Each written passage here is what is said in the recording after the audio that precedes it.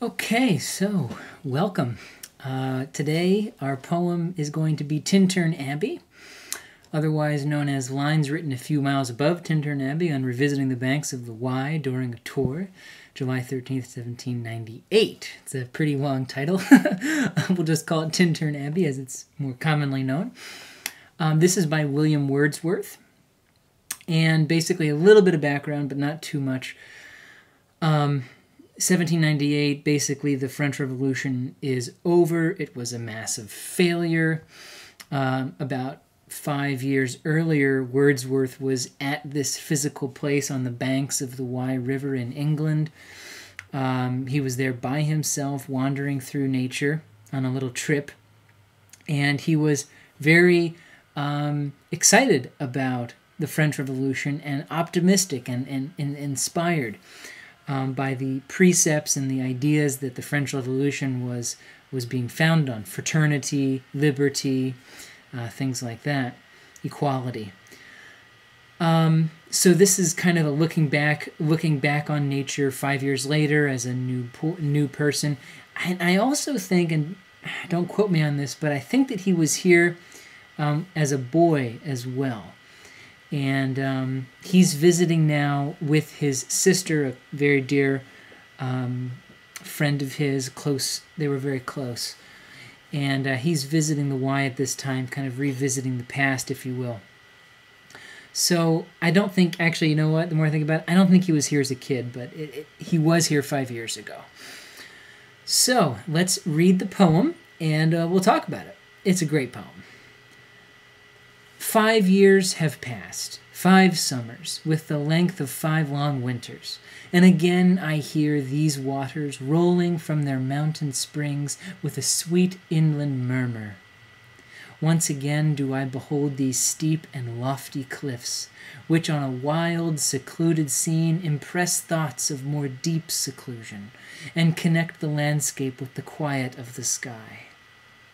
The day is come when I again repose here under this dark sycamore and view these plots of cottage ground, these orchard tufts, which at this season, with their unripe fruits among the woods and copses, lose themselves, nor with their green and simple hue disturb the wild green landscape. Once again I see these hedgerows, hardly hedgerows, little lines of sportive wood run wild, these pastoral farms, green to the very door, and wreaths of smoke sent up in silence from among the trees, with some uncertain notice, as might seem, of vagrant dwellers in the houseless woods, or of some hermit's cave, where by his fire the hermit sits alone.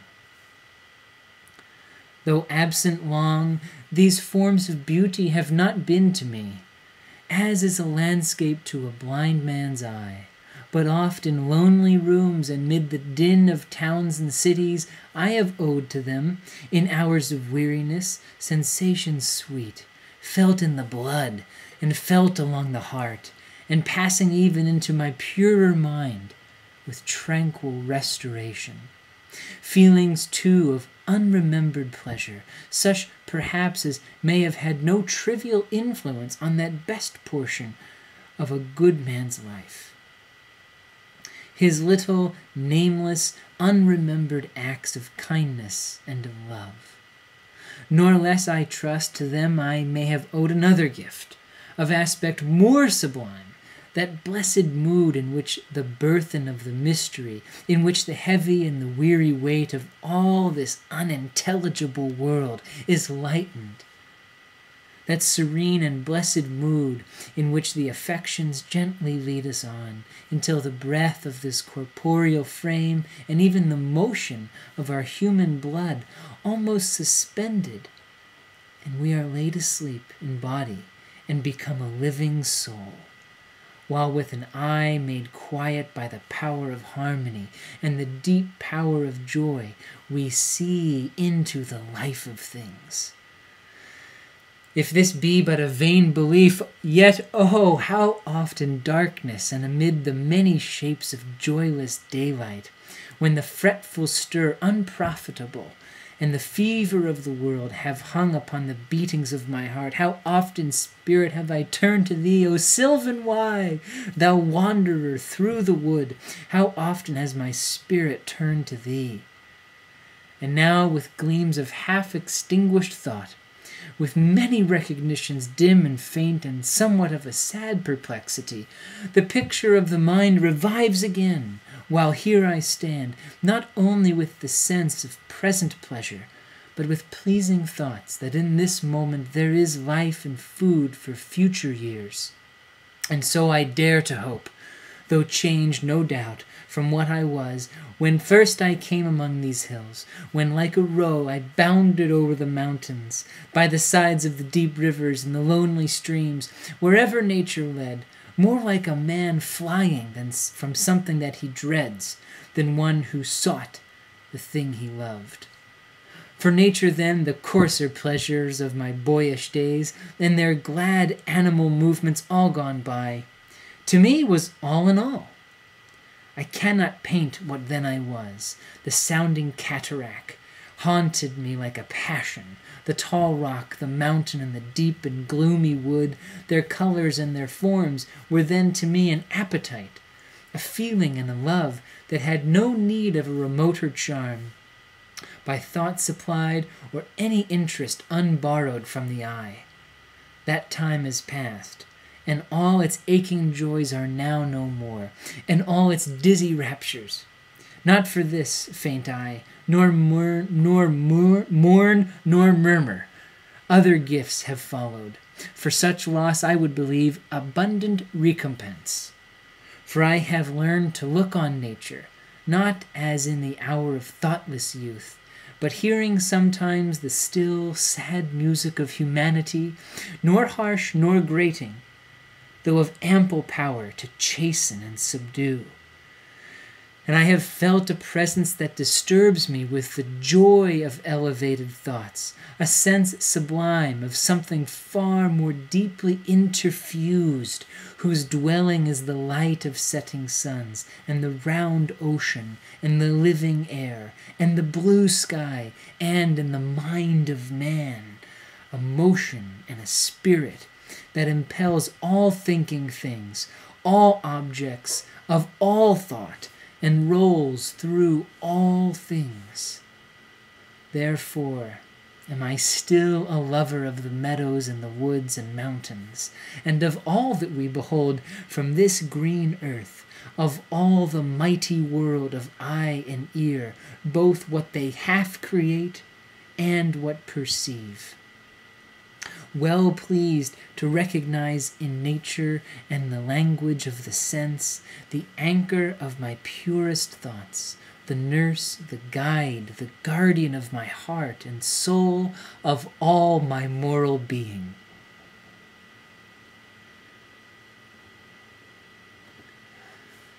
Nor perchance, if I were not thus taught, should I the more suffer my genial spirits to decay. For thou art with me here upon the banks of this fair river, thou, my dearest friend, my dear, dear friend, and in thy voice I catch the language of my former heart, and read my former pleasures in the shooting lights of thy wild eyes. Oh, yet a little while may I behold in thee what I was once, my dear, dear sister. And this prayer I make, knowing that nature never did betray the heart that loved her. 'Tis her privilege, through all the years of this our life, to lead from joy to joy. For she can so inform the mind that is within us, so impress with quietness and beauty, and so feed with lofty thoughts that neither evil tongues, rash judgments, nor the sneers of selfish men, nor greetings where no kindness is, nor all the dreary intercourse of daily life shall ever prevail against us, or disturb our cheerful faith that all which we behold is full of blessings. Therefore, Let the moon shine on thee in thy solitary walk, and let the misty mountain winds be free to blow against thee.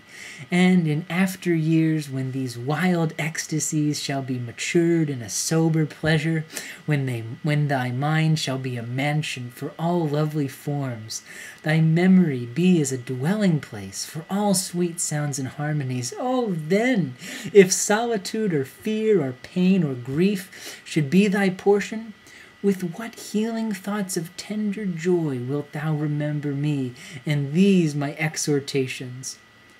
Nor perchance, if I should be, where I no more can hear thy voice, nor catch from thy wild eyes these gleams of past existence, wilt thou then forget that on the banks of this delightful stream we stood together, and that I, so long a worshipper of nature, hither came, unwearied in that service?